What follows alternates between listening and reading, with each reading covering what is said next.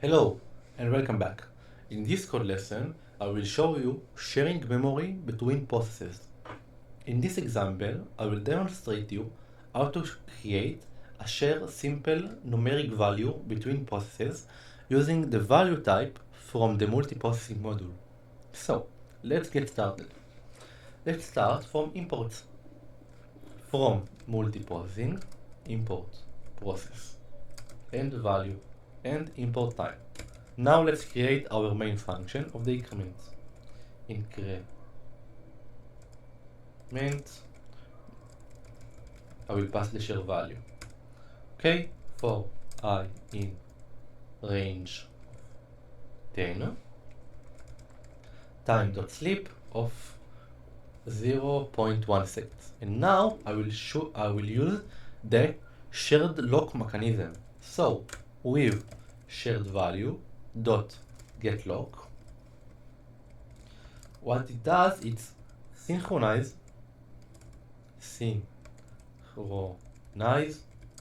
access to the shared value. Now shared value dot value, I will add 1 to it. Now let's move to our main. I will create our counter.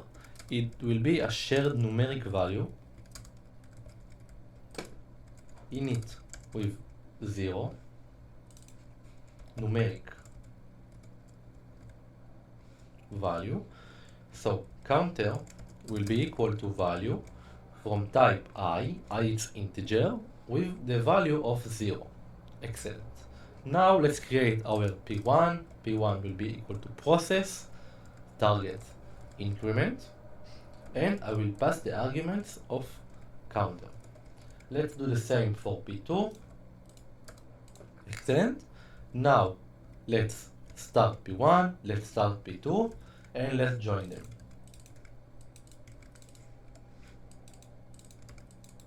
Okay, at the end I want to print the counter value.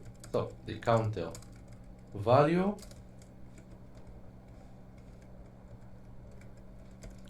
counter.value. So let's run the code. Okay, the counter value will be 20 because this one runs 10 times and this one runs 10 times. So in this script, we define a shared integer counter using value with the initialization value of 0 in this part. Two processes are spawned, both of which increment this shared counter 10 times because of the loop. Access to the counter is synchronized using the lock provided us by the value object in this part itself, ensuring that the increments are atomic and the final value of the counter accurately reflects the number of the increments. So because we did an atomic changing, like atomic, like a one change in only one time, so it's ensure that the increment are in the final value of the counter currently.